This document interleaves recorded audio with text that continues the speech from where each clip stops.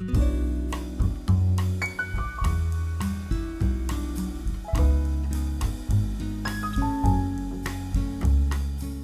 encuentro de hoy tiene, ustedes habrán visto que el título es Diálogo Interreligioso y tiene esas dos cosas, el diálogo e interreligioso, pero diálogo no solo de quienes expusieron en cada una de las reuniones anteriores, sino también con ustedes.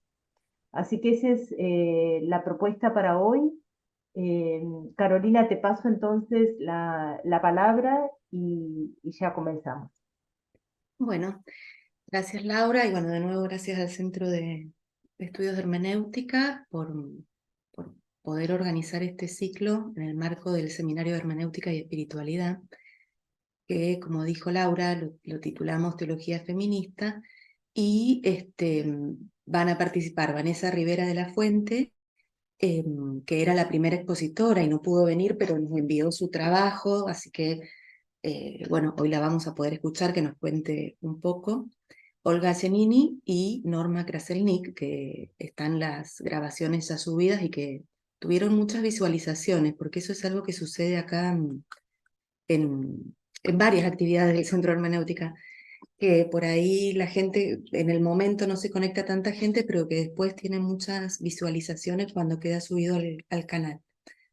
Así que bueno, como para comenzar el diálogo yo pensaba primero agradecerles a las tres por su trabajo, porque yo en lo personal no tengo formación en teología, entonces la verdad que es un lugar de mucho aprendizaje, pero sí quería hacer como una especie de comparación con lo que vemos que va pasando en distintas disciplinas, por lo que ustedes nos fueron transmitiendo del ámbito teológico. La idea que a mí me quedó es esa, que en este ámbito que ustedes nos han contado, su trabajo, sus recorridos, sus exégesis, pasa parecido a lo que pasa en filosofía, por ejemplo, que hay todo un trabajo de resignificación, como decía Laura antes de que arrancara la grabación, y de repensar, digamos, la historia de la disciplina, o sea, que hay un trabajo de resignificación hermenéutica y también de rescate de figuras históricas femeninas que por ahí han quedado un poco en los márgenes cuando se establecen, por ejemplo, en filosofía los cánones de estudio, pero que también pasa en otras disciplinas también. Me acuerdo, no sé si lo vieron, eh, retomando una idea que dijo Norma en el último encuentro de hacer un trabajo de ampliación en el sentido de inclusión de las figuras femeninas. Hay un video que hizo una artista plástica en España hace ya un tiempo, que es María Jimeno, que lo que hace es agarrar un libro clásico de historia del arte, es una performance lo que hace, y va como con un cuchillo de cocinero, va cortando el libro y va incluyendo las figuras femeninas de la historia del arte en ese caso, que bueno, que no están incluidas nunca en la historia del arte. Me parece que eso se puede comparar un poco con lo que va pasando en distintas disciplinas y bueno, que ustedes nos trajeron acá en relación a la teología feminista. Si les parece, a mí me gustaría que cada una nos pueda contar cómo, un poco como la perspectiva histórica de cómo se inicia esta visión feminista en la teología en cada una de sus áreas de estudio, de cada una de las religiones. No sé si les parece como para empezar, para recontextualizar un poco el trabajo específico que han hecho y darle un marco más general. Bueno, en el caso del judaísmo, ¿ahora me escuchan? Tenía apagado, tenía silenciado el micrófono. Sí. Ok. Bueno, en el caso del judaísmo, todo este redescubrimiento y reposicionamiento de la mujer desde esta perspectiva, bueno, teológica, pero también histórica y digamos en las ciencias en general, surge con las olas feministas de Estados Unidos. En Estados Unidos, o sea, está la diáspora más grande de judíos, digamos, los judíos se concentran básicamente en el Estado de Israel, en Asia, y en América el núcleo que aglutina la mayor cantidad de judíos es en Estados Unidos. y de la mano de muchas feministas activantes de la política nacional de los Estados Unidos, el feminismo, de ahí surge la necesidad de repensar el judaísmo de aquellas que tenían formación judía, otra vez, algunas hijas de rabinos, o sea, esto es muy recurrente, ¿no? Hijas de rabinos, de maestros que tenían una amplia formación en judaísmo, pero no podían canalizarlo porque no podían acceder a algunos estudios. Entonces, o sea, sí, surge con las olas del siglo XX en los Estados Unidos. El gran pensamiento de Susan Heschel, Judith Plaskow, o sea, todas estas mujeres surgen en la década del 70.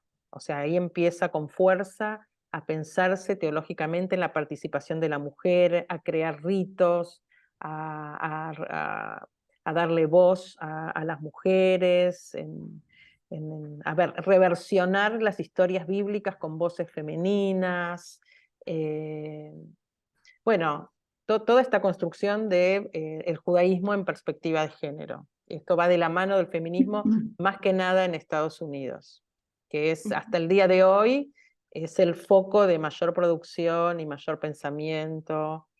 También llega a Israel, y por supuesto acá menos, o sea, no hay gran pensamiento acá vinculado a la teología feminista. Sí hay rabinas, que no es menor, pero todo lo que es el pensamiento de teología feminista viene de Estados Unidos y también de Israel. Ujú, ujú.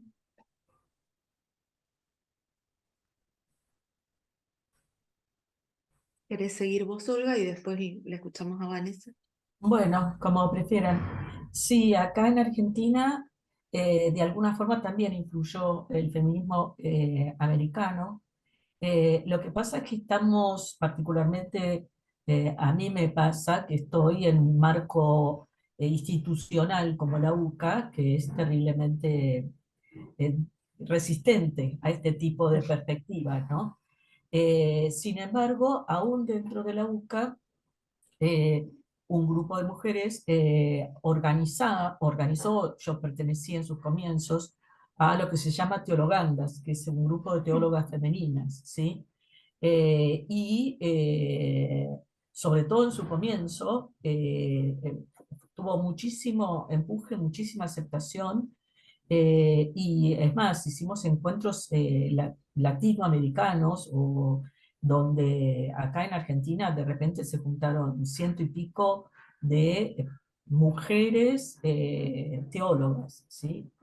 Entonces, dentro de ese grupo es un grupo bastante heterogéneo en el sentido de que hay distintas perspectivas de la teología, no solamente lo que es más dogmático, sino por ahí más moral, y entonces el espectro se abre, como también en un caso que es lo bíblico, y también distintos métodos, ¿sí?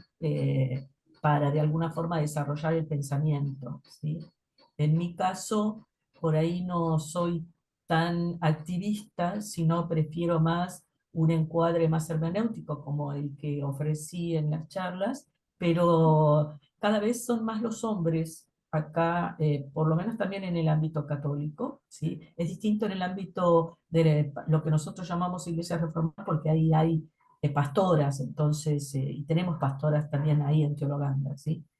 En donde, digamos, el activismo o no, la resistencia no es tanta como dentro del ámbito del catolicismo. Pero bueno, esto es un poco la historia, ¿no? Vanessa, no sé si nos está Estoy escuchando. acá, Sí, sí, ahí me estoy está. escuchando. Bueno, ¿qué Sí, tal? Buenas tardes. ¿Me buenas. escuchan bien? Sí. Sí, Sí, sí. Ok. Bueno, como un breve resumen, muy breve, respecto de lo que es el feminismo islámico, a mí me gustaría comenzar diciendo de que mujeres escribiendo sobre religión en el marco del Islam existieron desde el principio del Islam. De hecho, hay autoras como Aisha Bianchero, que es una mujer norteamericana conversa al Islam, que tiene un libro donde registra justamente la cantidad de mujeres juristas profesoras de religión, y que ocupaban distintas funciones dentro de lo que era el ejercicio, la práctica religiosa durante gran parte de la historia del Islam. Por lo tanto, la presencia de las mujeres en actividades que tienen que ver con la religión o con lo espiritual no comienza con el feminismo islámico propiamente tal, ¿no? Es de antes. Lo que sucede es que distintos procesos, digamos, favorecidos por los imperios y por las políticas imperiales omeyas, abásidas, otomanas, ¿verdad? De alguna manera fueron restringiendo, sacando a las mujeres de los espacios religiosos, y luego los procesos coloniales también hacían lo suyo, ¿no?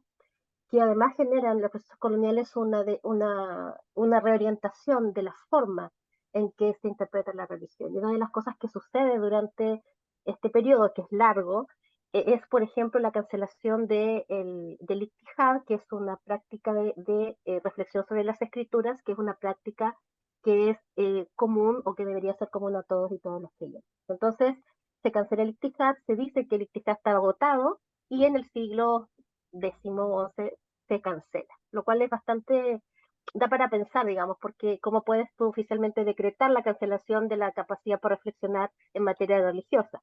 Entonces, bueno, todos esos factores se van combinando hasta que se institucionaliza una práctica, o más bien se hegemoniza, porque el Islam no tiene una institución, ni tampoco tiene digamos, un magisterio de la iglesia. O sea, lo que dice el mufti de Arabia Saudita, o la fatua que emite el, el sheikh de Túnez, no vale para todas las personas, ¿no? Entonces, alrededor de los años 90, y a propósito de lo que estaba pasando en Irán, surge el feminismo islámico como una respuesta contextual a la situación de Irán. Y una de las personas que va a impulsar digamos, este llamado a la revisión de los textos cuyas interpretaciones se habían institucionalizado es Sibamir Hosseini, y también la revista Sanan, que es una revista que surge en Irán justamente como una propuesta de lectura del contexto de las mujeres en Irán desde una perspectiva de género. Pero cuando realmente vamos a poder hablar de feminismo islámico en el sentido de tener un instrumento de hermenéutica de una perspectiva de género, va a ser con el libro de Amina Wadud, que se llama eh, La mujer en el Islam, o La mujer en el Corán, y ella es la que propone un modelo de análisis y de aproximación hermenéutica al Corán desde una perspectiva de género. ¿Y eso cuándo fue, Vanessa? Perdóname que El te año interrumpa. 1992, más o menos. Entonces ella, mientras está en Malasia haciendo sus estudios islámicos, genera esta propuesta de análisis de las escrituras del Corán desde la mirada de las mujeres, basado en el principio de que existen elementos dentro de lo que es la doctrina del Islam que facultan a las mujeres como sujetas religiosas. O sea, como dice José Luis Tamayo, no solamente como objetos de experiencias religiosas, sino que como sujetas capaces de producir conocimiento religioso. Y una de las cosas que ella dice es el esfuerzo de interpretación y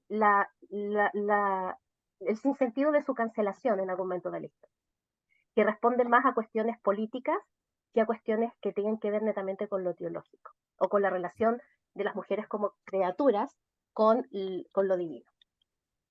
Y luego Asma Barlas publica un libro que relee el contenido patriarcal del Corán, y hace una propuesta para rastrear históricamente cómo conocemos el Islam de la manera que lo conocemos, que es muy interesante porque incluso ella propone y describe cómo el velo se llega a transformar en un pilar del Islam interno, por ejemplo, ¿no?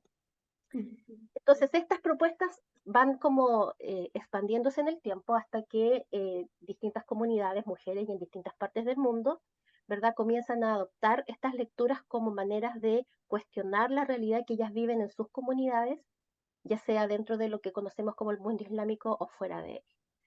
Y respecto al feminismo islámico, hay tanta diversidad y es muy heterogéneo. Hay incluso tensiones y disputas de significados dentro del mismo feminismo, y por lo tanto siempre es un trabajo en desarrollo. Sí hay dos líneas muy definidas, que es la línea académica, que está representada fundamentalmente por Musawa en Malasia, y la línea del activismo, que está representada por muchas iniciativas a nivel de las comunidades o a nivel de las realidades concretas de las mujeres y los grupos LGTB. Un ejemplo de eso son las mezquitas inclusivas. Y en esas dos realidades, ¿no es cierto?, hay quienes estamos un poco en el medio, que viniendo de las experiencias como creyente, ¿verdad? Hacemos también este trabajo como no académico, sino que es más de reflexión sobre discursos y narrativas. Eso. Claro. Bueno, buenísimo que aclares, porque en tu trabajo que nos enviaste hablabas justamente de eso, de los distintos feminismos, digamos, que hay dentro del Islam, como que hay distintas maneras, bueno, que pasa en realidad, me imagino que pasa en las otras tradiciones también, que pasa en filosofía, pasa en distintos lugares, que hay distintas maneras de entender qué es esto del feminismo pensado en cada disciplina de estudio. Pero bueno, me caso y le doy la palabra a Lucía, que levantó la mano y seguimos. ¿Se escucha? Sí. Bueno, yo quería agregar algo a lo que dijo Olga Giannini, que obviamente que Olga lo conoce, pero como estoy metida en teología feminista, entonces puedo compartir mucho, hace muchos años que vengo trabajando eso. Eh, Dentro del catolicismo, en América Latina, indudablemente fuimos herederas de lo que se hizo en la teología feminista norteamericana, sobre todo, y europea, pero sobre todo norteamericana, donde hay autoras fundamentales como Elizabeth Schuyler Fiorenza, por ejemplo, a nivel de la teología bíblica. Pero en Latinoamérica se han dado muchas experiencias en varios países con referentes muy importantes. Por ejemplo, en Chile, el colectivo de Conspirando, en donde tuvo mucha influencia Ivonne Guevara, que es brasilera, pero que también tuvo influencia allí. En Brasil, bueno, Ivonne Guevara, estoy hablando de las que fueron las primeras pioneras teólogas en Latinoamérica. Y acá en Argentina, Teologanda sería como de la segunda etapa, hubo otras anteriores que en general todo lo que se hizo fue ecuménico, es decir, no solamente teólogas católicas, sino en diálogo entre iglesias cristianas eh, de distintas confesiones. Y lo que hizo Teologanda, y esto era lo que quería comentar muy particularmente, en sus primeros años y ahora lo está extendiendo a otros ámbitos, fue un estudio muy serio de rescatar las teologías que se habían hecho, las teologías feministas en América, en Estados Unidos y en América Latina. Eso se publicó en 3 grandes tomos. Fue un trabajo internacional donde participamos de varios países y no solo de gente de Estados Unidos, digamos, las que investigamos esos, fuimos de varios países y en el primer tomo se hizo un diccionario de obras de autoras donde se investigó más de 120 autoras y unas 700 entradas entre libros y artículos. El segundo tomo fue un estudio de antología de textos de unas 30, 40 autoras muy significativas. Y el tercero, estudios bueno, de mapa de autoras, temas, etcétera.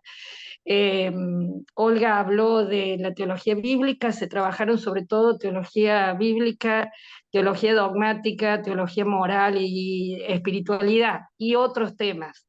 Así que fue muy, muy importante.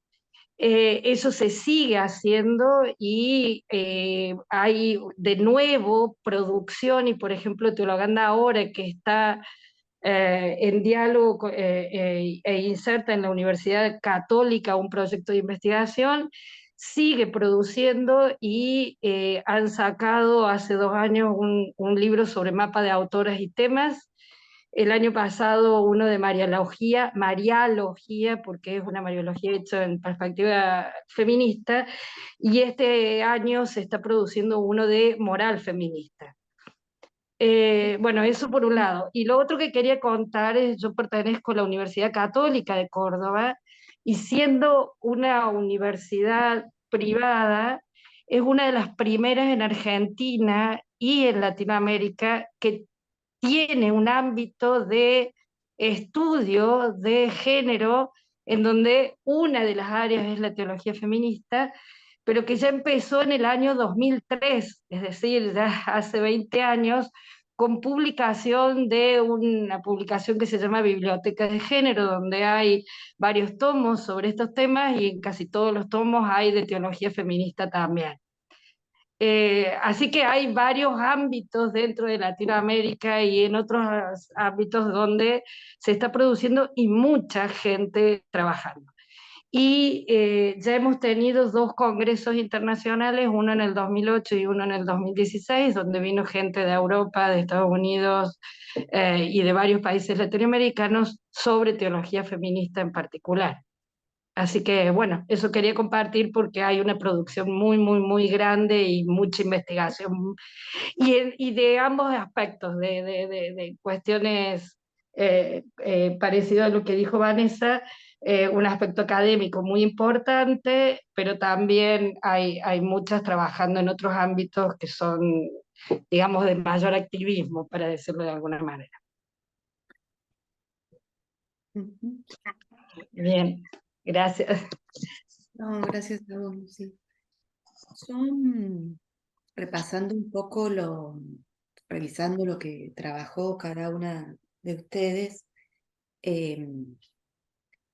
me parece que, digamos, si tuviéramos que reducir a los ámbitos de trabajo, por el trabajo que ustedes hicieron, digamos, ¿cuáles serían los ejes principales de trabajo en esta forma de pensar la teología feminista? Me parece que hay como dos grandes ejes que tienen que ver, uno con, bueno, con mi trabajo hermenéutico, de volver a los textos y releerlos y darles un nuevo sentido, y que eso, bueno, Olga hizo un trabajo explícito sobre eso, en relación a la creación.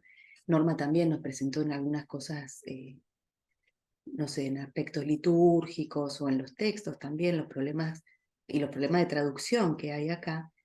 Digamos, por una parte está ese trabajo, me parece, y por otra parte, algo que dijimos un poquito al inicio, que es también recuperar las figuras históricas que son como hitos que han marcado esto, digamos, como una forma que han empezado o que fueron pioneras ya sea en cuestiones prácticas de la religión o en el mismo trabajo exegético, pero que es como una doble vía, el trabajo propiamente con los textos y el trabajo como de recuperación histórica de las figuras femeninas que están y que por ahí no hemos llegado a conocer. No sé si están de acuerdo. Bueno, y dentro de los textos, por supuesto, la cuestión de la traducción que decíamos, pero también detenerse en esto, que lo marcaron en las presentaciones, en el significado de las palabras, cómo se asocian también con otras lenguas, cómo se insertan en toda una tradición. No sé si les parece que se puede, digamos, plantear en esos términos este movimiento en cada una de las religiones.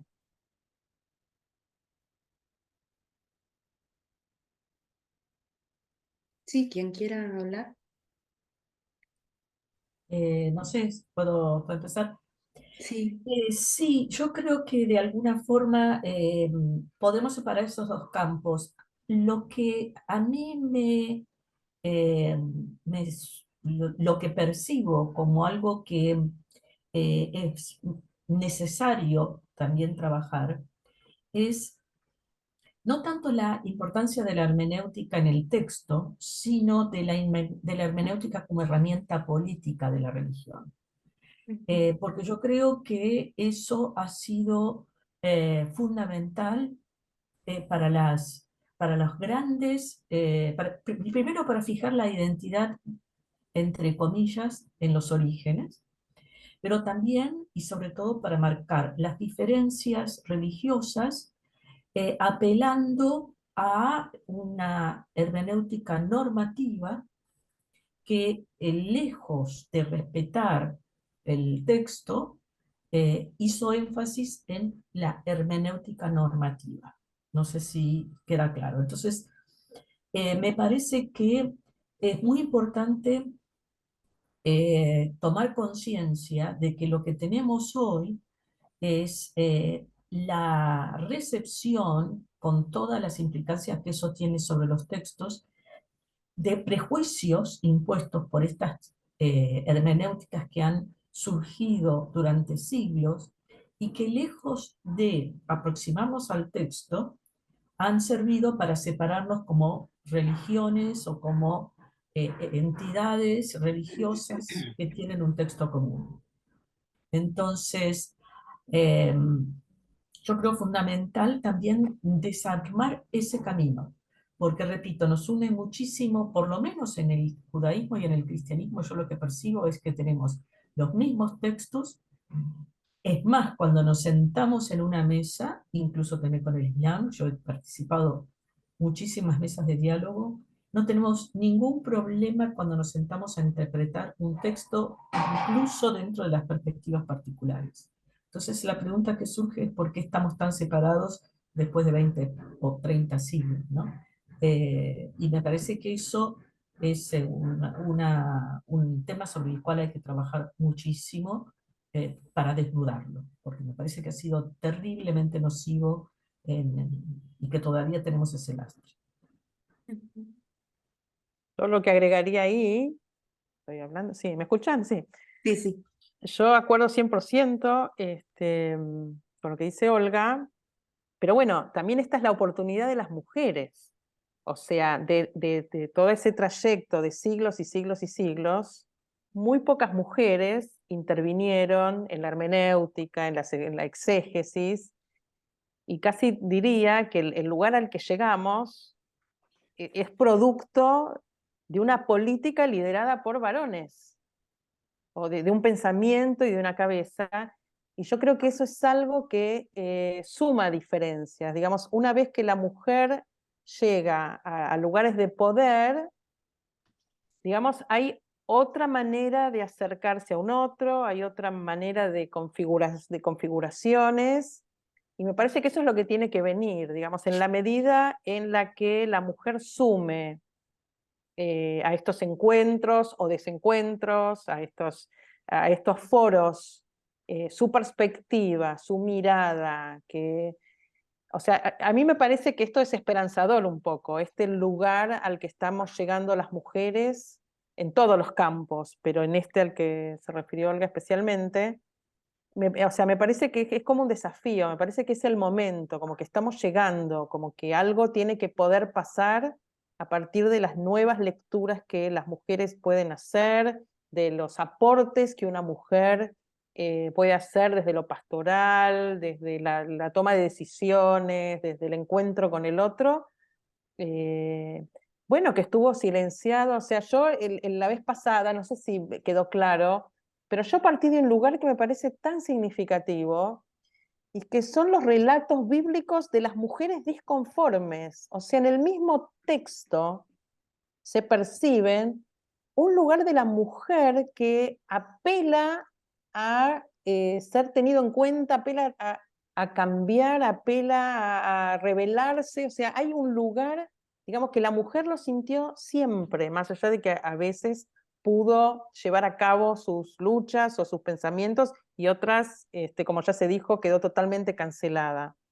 Y me parece que esta es una gran oportunidad. Es como que yo, que tengo 2 hijas mujeres y ahora una nieta mujer, o sea, bendigo el momento en el que estamos. Me parece que es un gran momento que tenemos para que las cosas empiecen a fluir por otros caminos. Y me parece que o sea, me parece que hay un lugar de la mujer que no sé si todavía asumimos plenamente, por lo menos es lo que yo siento en Argentina. O sea, no sé hasta qué punto, o sea, las mujeres tenemos un protagonista como el que podemos llegar a tener. O sea, eso es un cuestionamiento que tengo. Bueno, no sé, Vanessa, si vos querés agregar algo, pero ella en el trabajo que nos envió hacía referencia también a esto que señaló Olga, que yo no lo había destacado, pero ella también hacía una referencia explícita a esta dimensión. Sí. Sí. Bueno, yo estoy de acuerdo con ambas, pero a mí me gustaría ir más allá, o sea, desde mi perspectiva, que es mi perspectiva, ¿no? En preguntarme eh, ¿para qué, cuál es el propósito de, más allá de lo evidente, de que haya mujeres en los espacios religiosos? Porque aquí se ha dicho algo que es súper importante y es cierto, y no solamente ocurre en el espacio religioso, sino que también en el espacio de las organizaciones públicas, de las empresas y de la política.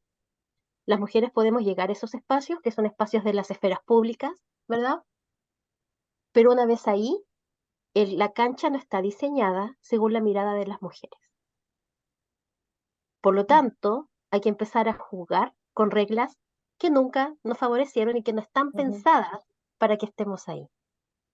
Y eso también ocurre en los espacios religiosos, ¿verdad? Una de las críticas que muchas feministas de terreno, muchas feministas musulmanas de terreno le hacen al feminismo islámico es su tendencia marcada a ser académico. La academia no solamente es un espacio con reglas masculinas, sino que es un espacio además de élite. Entonces, yo a veces me pregunto, desde la realidad interna, digo, ¿para qué tanto libro que muchas mujeres no pueden no pueden acceder porque son caros, están escritos en un lenguaje académico? Y no digo que las mujeres comunes y corrientes no estén capacitadas para entender el lenguaje académico, pero no las interpela, no las interpela.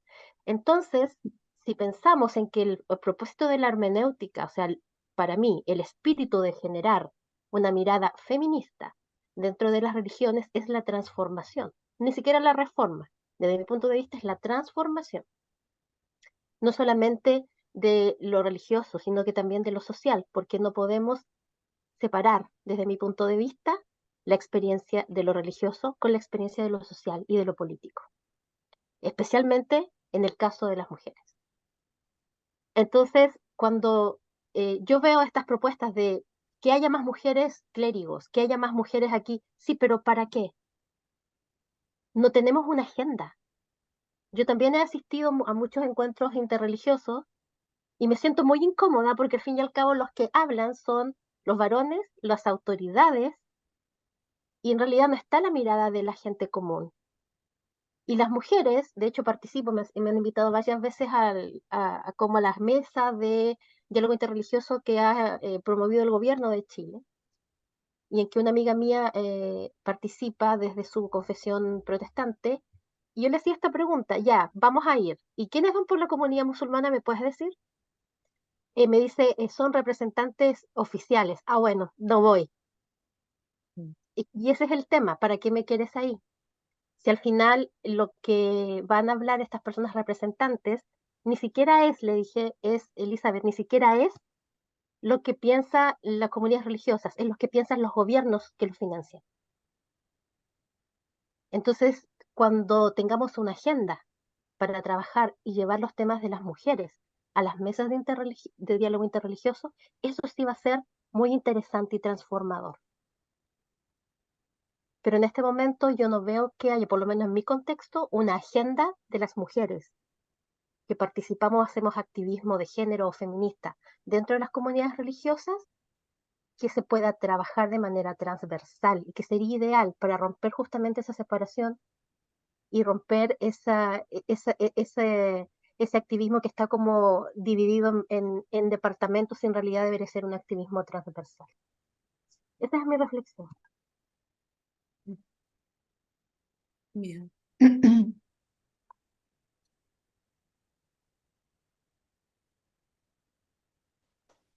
No sé si alguien quiera plantear algún ¿Puedo hacer otro una tema. pregunta? ¿Puedo hacer una pregunta? Sí, claro. A las tres, pero con especial foco en Olga. Eh, ¿Tú crees que un diálogo interreligioso llevado adelante por mujeres en verdad puede atenuar las diferencias entre los tres credos monoteístas o o yo entendí mal o cómo lo piensas? Cuando hablabas, recordaba un texto que no tiene mucho que ver con esto, pero que siempre me impresionó. Es un estudio sobre la Odisea, ¿no? Y el autor es un autor americano. Él sostiene, no es el único, con varios, que a diferencia de la Ilíada, la Odisea fue escrita por mujeres. Y entre las cosas que él por las que sostiene eso, bueno, hay un argumento textual, ¿no? Es decir, pero para resumirlo, uno de los puntos que muestran eso es que lo heroico no es la guerra. El valor fundamental de la Odisea no es la guerra. Los héroes de la Odisea no son los guerreros. Y el objetivo de la Ilíada era mostrar el valor guerrero y de triunfar sobre el enemigo. Y la Odisea, en su horizonte, está mostrar el valor de la paz y de la concordia, más allá de todo lo que contiene la Odisea como relato, ¿no? Como conjunto de relatos. Es decir, que uno podría pensar, bueno, ese trágico confrontamiento entre los tres credos históricos y en algunos casos crecientes, sí en gran parte está llevado, o todo, no sé, llevado de la mano de, de quienes conducen esos movimientos, que son varones. Pero me gustaría saber qué piensan ustedes al respecto. ¿Cómo lo avisoran? ¿Qué horizonte posible ven de esto? En el mundo católico, que es el que pertenezco, o cristiano mejor, estamos con grandes dificultades en eso, ¿no? Porque no, porque tenemos el mundo católico más aún, una iglesia muy refractaria, que está dispuesta a hacer concesiones nada más, está dispuesta a otorgar migajas nada más, pero que no abandona ni va a abandonar por varios siglos probablemente, hasta aquí quizá solo lo abandonará cuando se lo roben o cuando no se quede nadie dentro. Esa legitimación por encima de autolegitimación de los varones por encima de las mujeres. Cosa que en la vida, históricamente en la vida de las comunidades católicas, digamos, o cristiano, lo que después fue el catolicismo también, no fue siempre así, ni mucho menos. ¿No? No fue siempre así, ni mucho menos. Sí, perdón, que me alargué.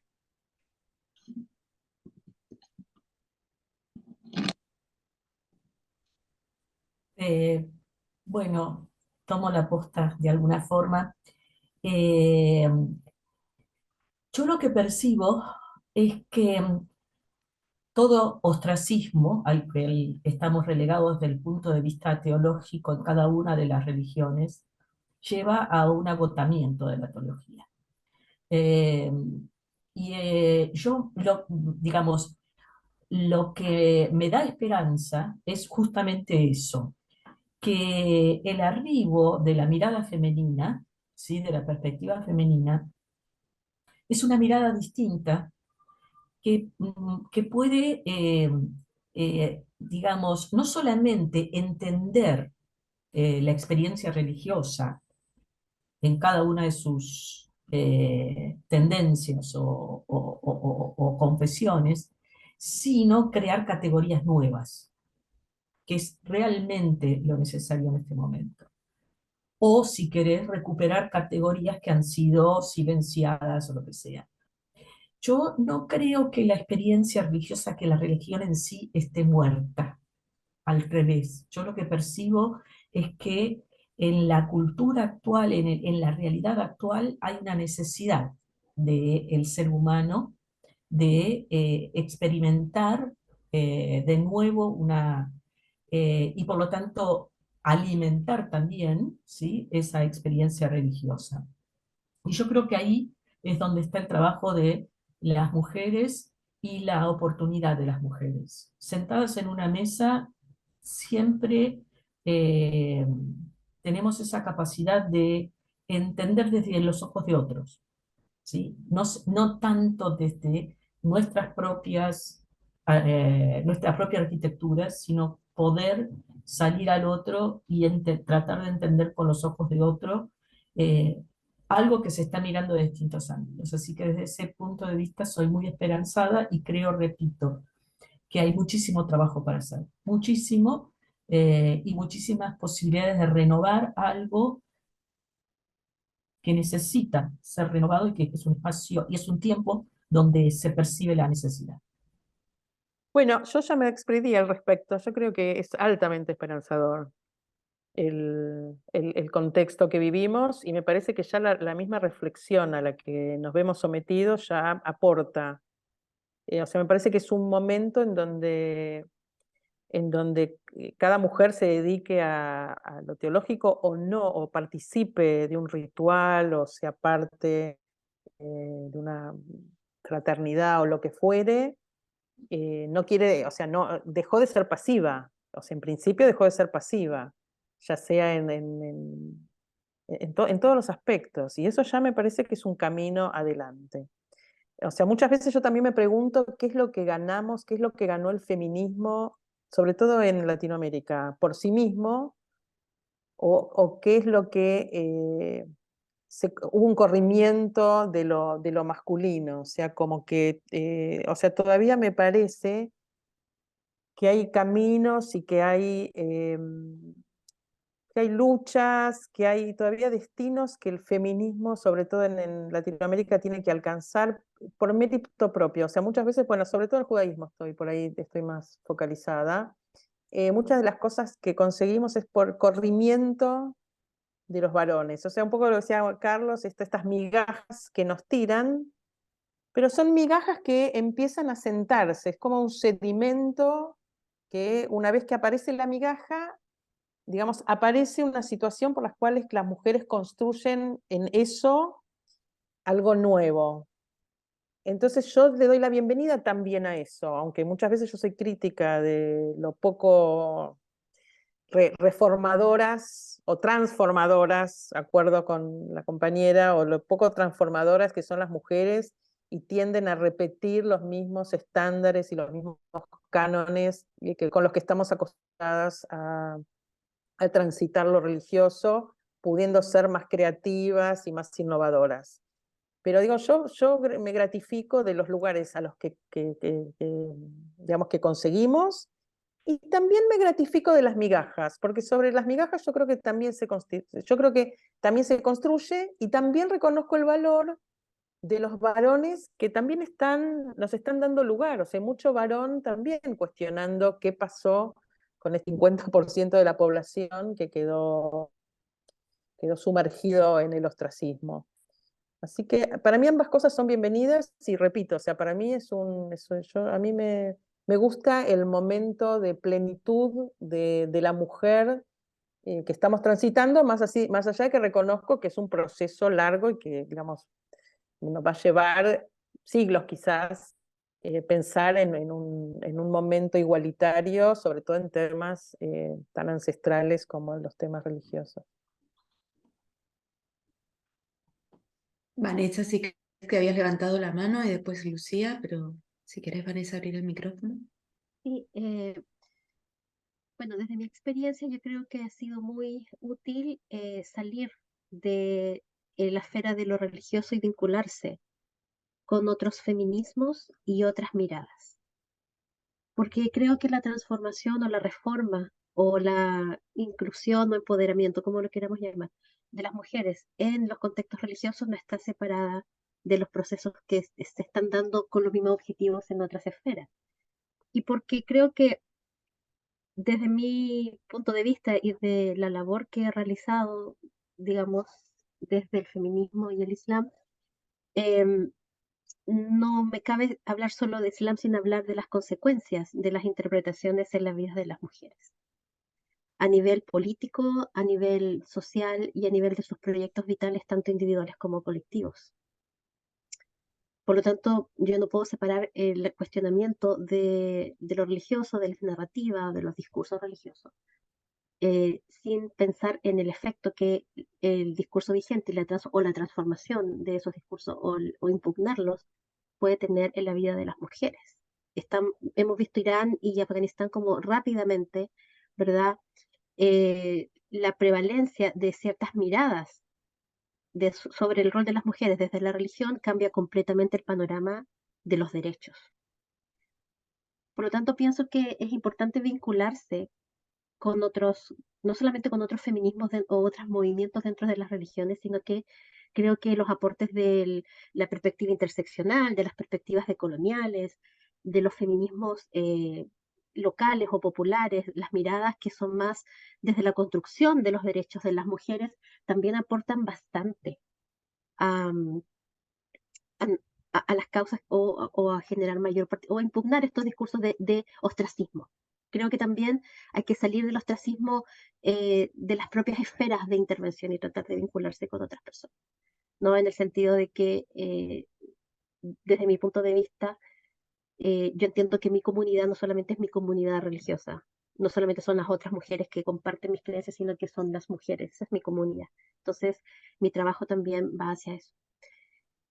Y siento que es fundamental, sobre todo en el momento que estamos viviendo en América Latina, eh, apropiarnos o sacar, no sé cómo decirlo, nuestras interpretaciones hacia afuera y decir cosas como que para que exista una reforma o que nos podamos posicionar con nuestras interpretaciones o nuestras miradas sobre la religión, lo espiritual y sus discursos, también es importante impugnar la heteronormatividad, impugnar la estructura de familia, impugnar los roles de género, porque todo eso está eh, impregnado de discurso religioso. El discurso de la maternidad, de los cuidados, la heteronorma, incluso hasta el mismo Estado, la forma en que ha tomado el Estado en América Latina también está influenciada por lo religioso. Sus estilos de ejercer poder, la forma en que nos relacionamos con el poder, la forma como miramos a la diferencia, a la diversidad, a la discapacidad, nuestros ideales de belleza, nuestros ideales de virtud. Todo está permeado también y tocado por lo religioso. Por lo tanto, creo que la crítica a lo religioso es la crítica también al sistema. Y en ese sentido es bonito juntarse con compañeras que son feministas decoloniales o feministas populares o feministas interseccionales y poner la religión como el tema a discutir. Porque no solamente afecta a quienes, o sea, esto desconstruir los discursos no solamente es en interés de quienes estamos en las comunidades religiosas, va en interés de todas las mujeres, esa es mi perspectiva, y de todos los grupos que han sido históricamente minorizados.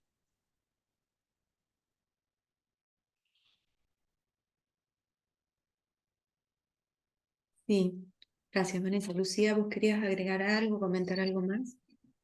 Eh, Trato de ser lo más sintética posible. Para mí, en la teología feminista, una experiencia muy, muy fuerte es esto que tanto se escucha de la sororidad, de la experiencia de hermandad de mujeres. Una hermandad de mujeres que se puede dar desde lo académico en el caso de los estudios, investigaciones, etcétera, pero que va mucho más allá y que comparto con Vanessa enormemente con lo que dijo recién, que llega a otros espacios desde la teología o desde la experiencia religiosa, llega a otros espacios. Para mí, haber hecho teología feminista y estar haciendo teología feminista supone eso, la experiencia de hacerlo con otras mujeres cristianas de otras iglesias y también de diálogo interreligioso. Yo desde la Universidad Católica tuve experiencia de diálogo interreligioso con judíos y musulmanes también, y ha sido una experiencia muy fuerte también esa, desde la misma experiencia de teología feminista. ¿Puedo decir algo? ¿Se me escucha? Sí, ¿Sí? Carlos. Voy a ser malo. Pero digo, ya sabemos lo que los varones son capaces de hacer, ¿no? Ahora también sabemos lo que algunas mujeres son capaces de hacer, peor que los varones, o más o menos, ¿no? Así que con ser mujer no alcanza, ¿no? Por eso me gustaba lo que decía Vanessa, una agenda propia, o Olga, digamos, que también habló de otra mirada. Me gustaba eso o me hacía pensar eso de la apertura al otro, ¿no? Porque esa cerrazón al reconocimiento del otro, que podríamos decir quizá que una matriz determinante del mundo en que vivimos, y a referirme sobre todo a Occidente, es la falta, digamos, la negación del otro, de algunas minorías o de los márgenes, digamos, es decir, el no reconocimiento. Muchas veces no sabemos lo que es la justicia, la gente no sabe lo que es bien, lo que es la justicia, tiene claro el sentimiento de injusticia y tiene claro, digamos, como vivencia, como algo que le sucede, el no ser reconocido. Eso lo hizo un Occidente fundamentalmente dirigido por varones, ¿no? Ahora, yo creo que es bueno que el feminismo entienda cuál es la tarea, ¿no? Frente a esa matriz que es que ha sido y es la preponderante. Eso se me ocurre comentar, ¿no? Como un desafío, esa transformación es una transformación, primero que encuentra mucha resistencia porque todo está construido para eso, ¿no? Me acuerdo una vez en una ciudad, yo vi una cosa rara en una plaza central, me acerqué y me dice, ¿quiere participar? Y digo, sí, no sé qué es. Mire, usted, le vamos a hacer vivir la ciudad como si tuviese una discapacidad. Entonces, por ejemplo, usted elige a cuál, por ejemplo, ciego. Entonces te hacían recorrer una ciudad pequeña, si te tapaban los ojos, o en silla de ruedas, si elegía hacer, para que veas qué es lo que vive y siente el otro que no tiene, que tiene esa discapacidad, ¿no? Bueno, eso me parece que es un gran desafío, ¿no? Para el feminismo. Y voy a decir otra cosa, que como somos poco me animo a decirlo, y es que yo veo algunos feminismos, alguna ideología feminista que me da la impresión, ¿no? Que hay como una cierta renuncia de algunos valores que para mí son, no sé, siguen siendo fundamentales para mí, digo, ¿no? Por ejemplo, la maternidad. Que no voy a discutir que haya otros modos de maternidad. No voy a discutir ni hacer, ni pienso que sea una cuestión ni genética, ni biológica, ni totalmente estereotipada. Pero que me pregunto si esa negación de algunos valores que para mí son, mi madre es mi madre, ¿no? Bueno, ya falleció, pero, y si eso no atenta un poco contra, yo entiendo que no hay lucha por los derechos sin exabruptos, ¿no? No hay lucha por los derechos sin exabruptos. Y eso se aplica, me parece, a cualquier movimiento de lucha por cualquier tipo de derecho violentado. Pero eso hace muy difícil el justo medio, si es que podemos hablar en esas, o nos entendemos, si es que nos entendemos cuando digo apelo a Aristóteles. No sé si digo algo, pero siempre me gustó poder conversar con esto con quienes o quienes estén trabajando en feminismo para escuchar su opinión, digamos.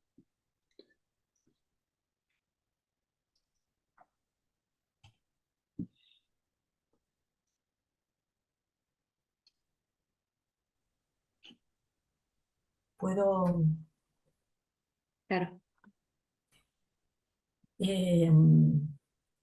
obviamente estoy de acuerdo con vos, Carlos, pero también otra vez, estas categorías, por ejemplo, maternidad, ¿no?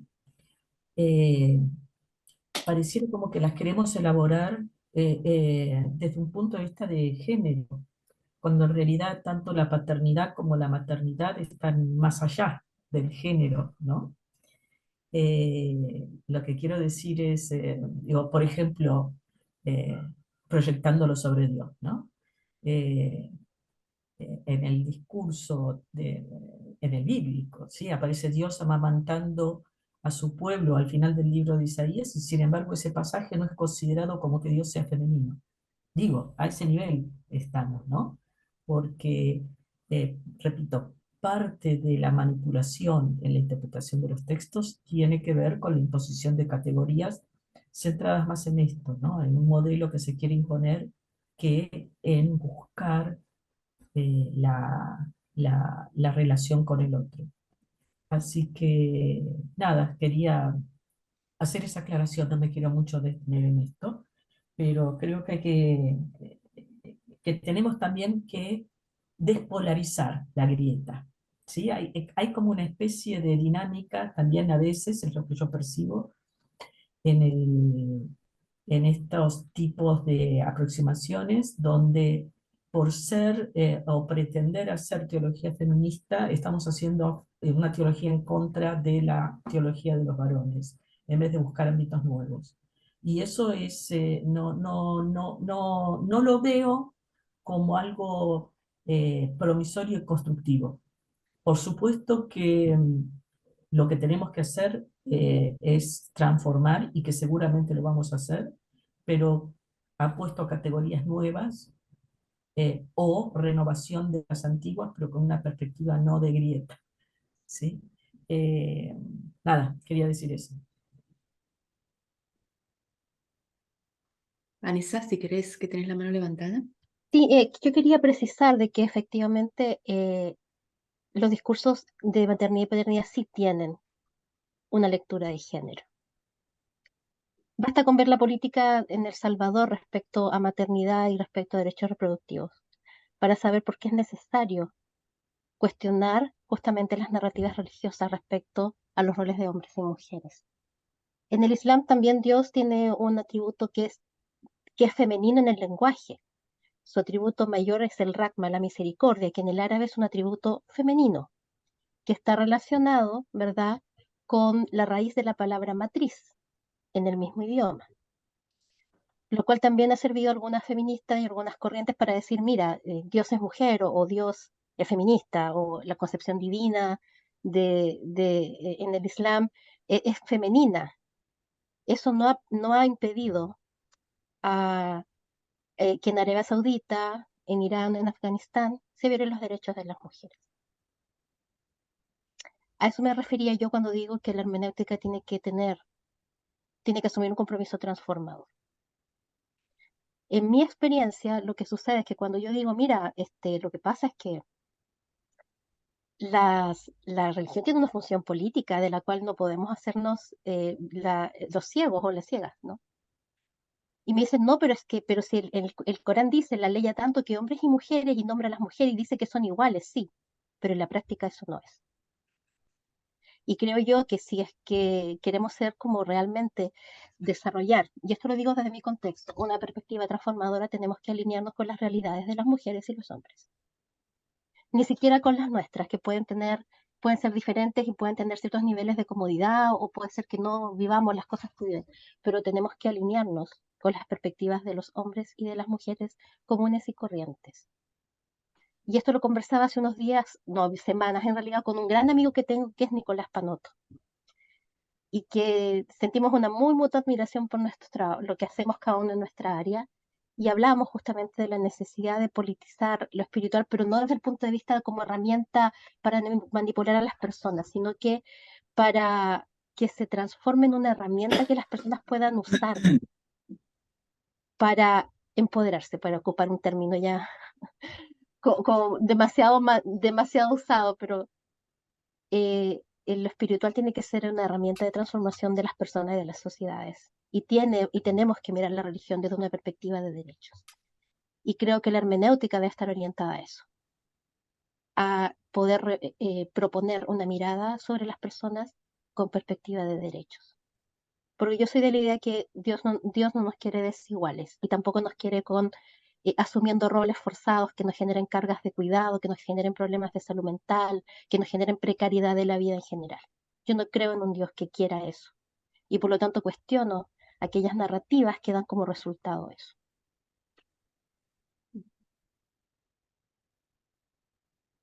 Bueno, yo para agregar algo un poco más, más sencillo, en el judaísmo uno de los preceptos es tener un hijo y una hija. Y, o sea, me llevó a la reflexión y voy a hablar un poco desde un lugar, obviamente, no cristiano, y también desde el amor fraternal.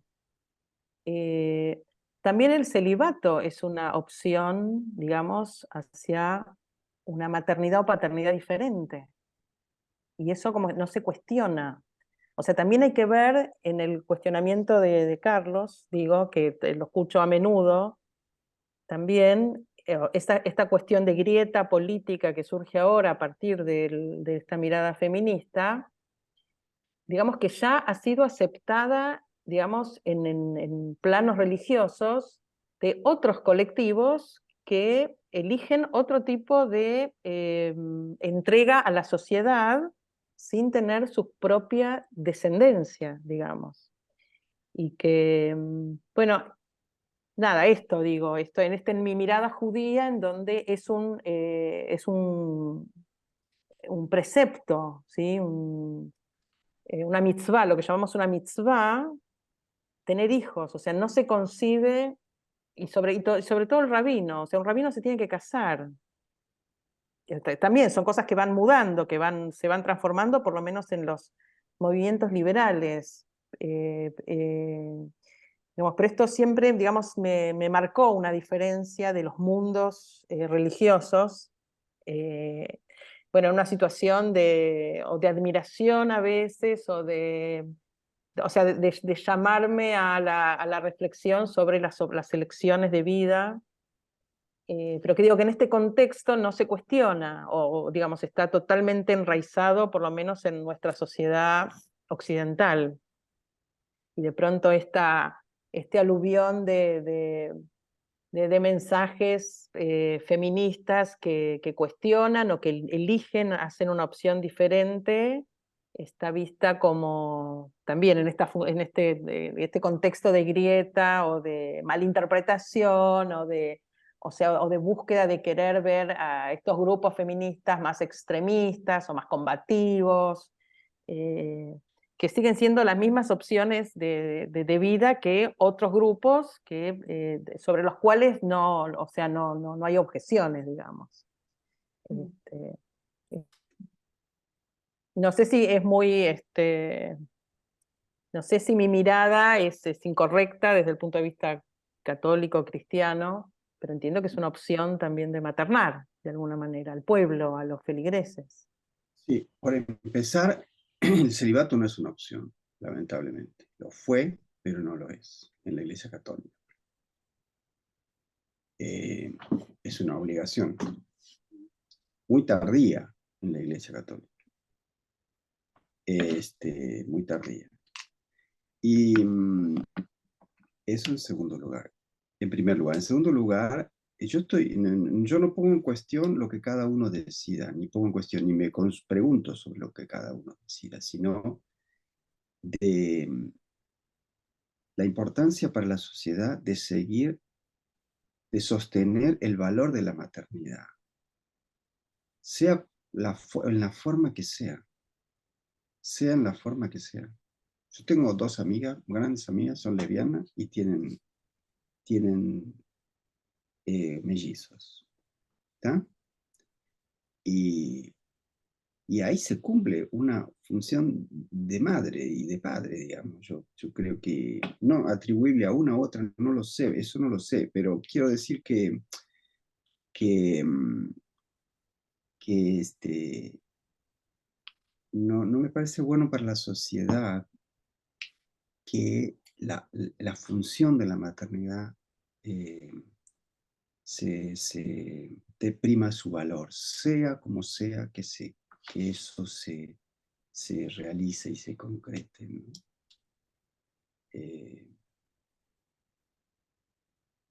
No sé si me explico, está para una conversación larga porque son dudas que yo tengo, digamos, ¿no? No pongo en cuestión las decisiones ni los distintos modos. Eso. Sabemos que en la misma Iglesia Católica, que es tan refractaria a todo esto, en ese ser refractario hay una gran ignorancia de su propia historia, ¿no? Una gran ignorancia.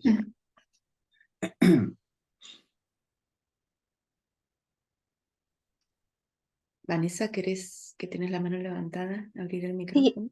sí, es que me hizo acordar lo que planteó Norma sobre el tema de las distintas opciones. Me hizo acordar lo que estaba sucediendo en Malasia últimamente, sobre todo a partir de los desarrollos de Musawa, que es este movimiento que es transcontinental de académicas que se dedican, digamos, al desarrollo de perspectivas de género dentro del Islam y digamos, abordando las escrituras, pero también lo que es la jurisprudencia, porque no sé, yo ignoro del judaísmo, yo fui católica muchos años, pero ignoro el judaísmo, pero en el Islam hay un sistema que es la doctrina y el otro es el sistema del derecho, digamos, ¿no? O sea, son como dos ámbitos que hay que tener en cuenta cuando hablamos del contexto de una persona musulmana.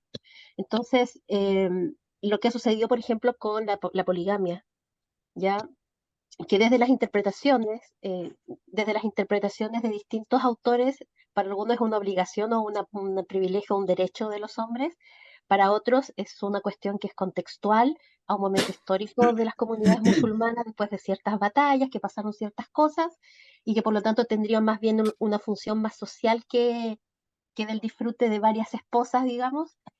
Y está la práctica concreta de lo que sucede en las comunidades musulmanas con la poligamia, que sobre todo en América Latina se usa para validar, digamos, vínculos extramaritales. Y yo viví en Sudáfrica un tiempo donde también hay comunidades musulmanas y también ocurrían como cosas, como, como disfunciones de la interpretación.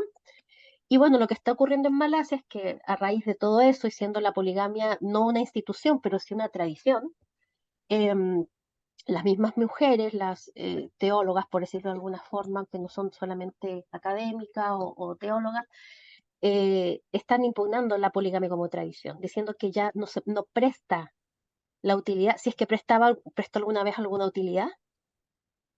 O sea, incluso si nos ceñimos a la interpretación más correcta, más beneficiosa, más benevolente, ya no sirve. Y por lo tanto, se están centrando en las consecuencias que genera para las mujeres casadas en poligamia estar en poligamia. Las consecuencias que tienen que ver con violencia económica, con salud mental, con precariedad en general. Entonces, para mí ese es un ejemplo de para qué podría servir el desarrollo de la hermenéutica desde una perspectiva de género.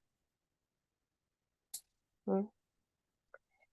Y yo creo que es un buen ejemplo. Claro, no es fácil porque están interviniendo a nivel de las políticas públicas, pero creo yo que hay un buen ejemplo de cómo podemos, el mundo público al final, los mundos desde los derechos de la ciudadanía, se encuentra con el mundo de las creencias, de la religión, y se puede avanzar para mejorar tal vez las vidas de las mujeres y generar maneras más equitativas de a lo mejor tal vez mantener la poligamia, no lo sé, yo no es una opción para mí, pero de una forma que pueda generar mayor bienestar tal vez, mayor equidad. ¿Mm? Y eso me parece a mí una cosa esperanzadora, lo mismo que han hecho las feministas islámicas en India, que lograron que la Corte Suprema se pronunciara sobre la práctica tradicional religiosa del repudio y lograron que se quedara sin efecto. Entonces ahora las personas tienen que recurrir a un divorcio. Entonces creo yo que esas cosas me dan como guía sobre hacia dónde, digamos, para qué debería servir o a quiénes podría servir el desarrollo de hermenéuticas con perspectiva de género, para ya no nombrar feministas porque yo no entiendo por qué. Yo creo que eso también tal vez es interesante cuestionarlo, porque la palabra feminismo genera tanto anticuerpo, cuando si vamos a Wikipedia, que no es difícil de encontrar, dice que es un movimiento que lucha por la igualdad de hombres y mujeres, y de acuerdo a la definición más recurrida es la idea de que las mujeres somos personas sujetas de derechos, ¿no? Entonces, yo insisto en que la discusión académica es interesante y es muy rica, pero también creo yo que una de las razones por las cuales a veces, digamos, eh, no estamos como, digamos, hay que evitar, por decirlo de alguna manera, hay que evitar tratar de encerrarse entre los similares y discutir entre los similares y tratar de ampliar y estas oportunidades y estas esperanzas que vemos, tratar de ampliarlas y que hacerlas llegar hacia otras personas que no están en nuestros ámbitos, pero a quienes les podrían ser muy útiles saber algunas cosas y mirar de otra manera, incluso mirarse a sí mismo y a sí mismas desde sus experiencias como creyentes. ¿Mm? Eso. Y con la maternidad no tengo problema mientras sea bajo el marco de la corresponsabilidad. Eso nada más.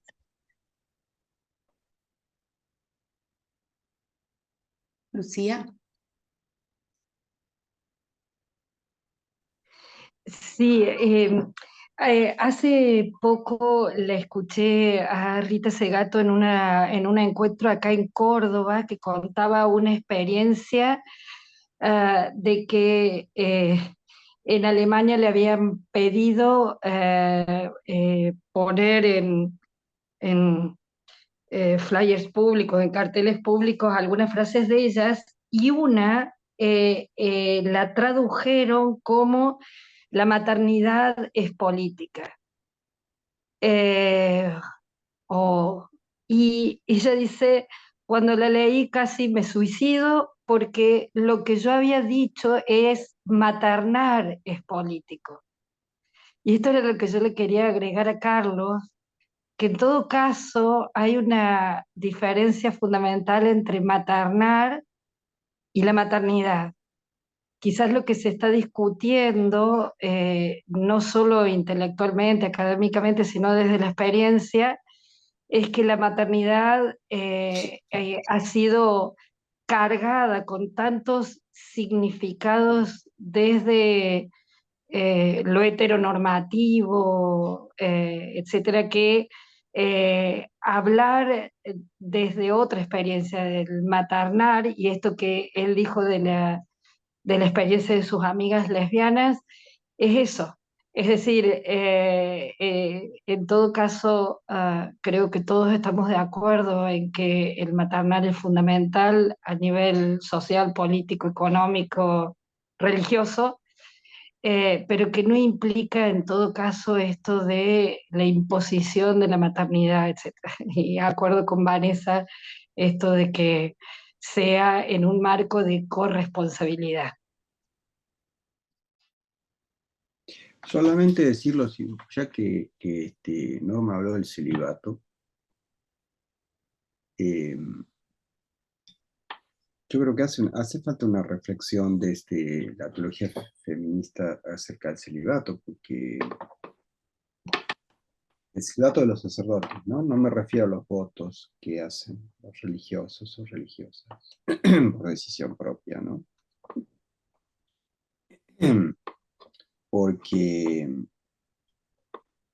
porque me parece que ahí hay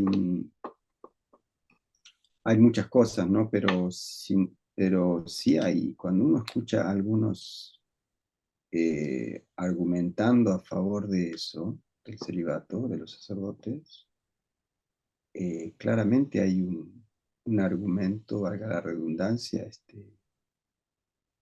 que tiene su raíz contra la mujer, directamente. Y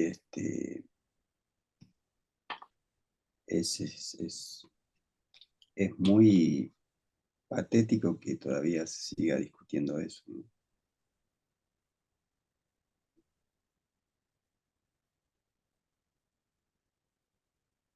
Y Olga, si querés abrir el micrófono. Sí, no, un poco para agregarle a Carlos eh, una acotación. Es tan, así como dice Carlos, que los temas en agenda que actualmente tiene el catolicismo a nivel, eh, digamos, eclesiástico, están evaluando la posibilidad de alguna forma, que el celibato deje de ser normativo, pero de ninguna forma se está evaluando la posibilidad que la mujer pueda asumir un rol sacerdotal. A ese nivel, ¿sí? Entonces, evidentemente, la negación contra la mujer, particularmente en el ámbito católico, es muy, muy, muy grande, es muy grande. Y en muchos ámbitos, a mí me ha pasado, ¿no? El simple hecho de ser mujer en un ámbito académico católico ya genera un montón de prejuicios. Entonces, nada, quería agregar eso, ¿no? Una cosa es el celibato y otra cosa es el ser mujer, ¿sí? Yo les agradezco mucho, bueno, a todos quienes se acercaron, todas y todos quienes se acercaron hoy, pero especialmente a las tres invitadas por el trabajo que hicieron y bueno, por comprometerse de esta manera con ayudarnos a pensar estas temáticas y estas problemáticas. Ahí veo que Lucía levantó la mano. No, no, sí, tenemos tiempo.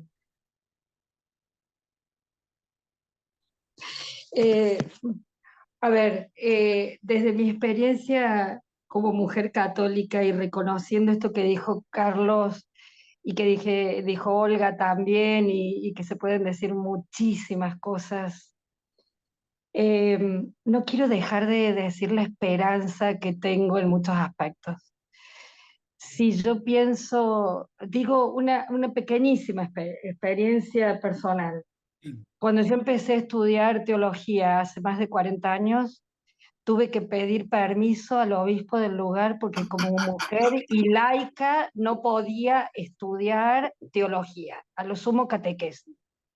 Y me permitieron estudiar en un instituto terciario para mujeres, para religiosas, era la única laica en ese momento. Hoy por hoy, las mujeres en mi diócesis en Argentina pueden estudiar teología sin pedir permiso a nadie, con solo tener el secundario hecho lo pueden hacer. Digo esto como una experiencia muy pequeña, pero que dice que hay cambios. Esto que dijo Norma y que lo quiero tomar muy fuerte. Son a lo mejor migajas, pero esas, yo diría, grietas del sistema que nos permiten que si las aprovechamos podemos hacer pie y poder ir avanzando de poquito.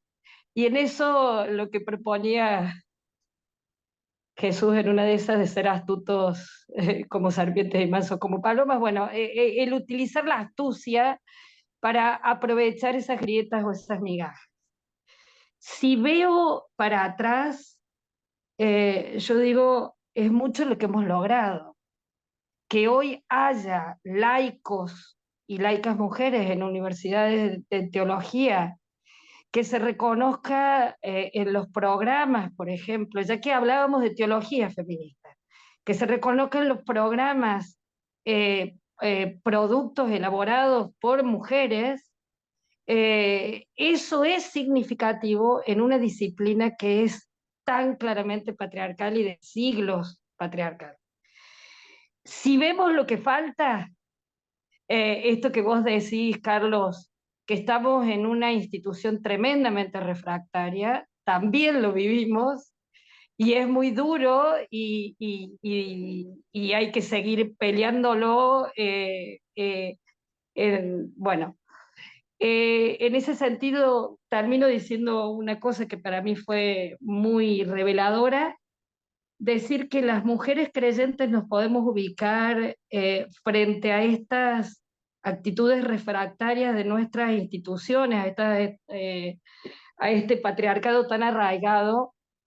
Creo que nos ubicamos de tres maneras. Una es que ni se lo cuestionan porque siempre ha sido así y no tienen problemas con eso y a lo mejor no lo tengan nunca. Les queda cómodo seguir con eso. Otras que dejan sus instituciones porque las consideran reductos patriarcales que no les permiten crecer como mujeres, vivir como mujeres, entonces las dejan y, por ejemplo, hoy se habla de un post-cristianismo, un post-catolicismo, no sé si se habla de lo mismo de un post-judaísmo, de mujeres que se alejan de las instituciones o post-islam, no lo sé, porque son instituciones que no les permiten crecer. Y hay otras que, sabiendo que es muy duro y que hay muchas actitudes refractarias, seguimos estando dentro de nuestras instituciones, peleando desde adentro estos lugares y abriendo posibilidades para otras personas. Entonces, vuelvo a decir, hay muchas cosas que me dan muchísima esperanza. Lo dijeron también Olga, Norma, Vanessa. Eh, Creo que la esperanza tiene que ser lo más significativo después de haber leído y reflexionado sobre estos temas.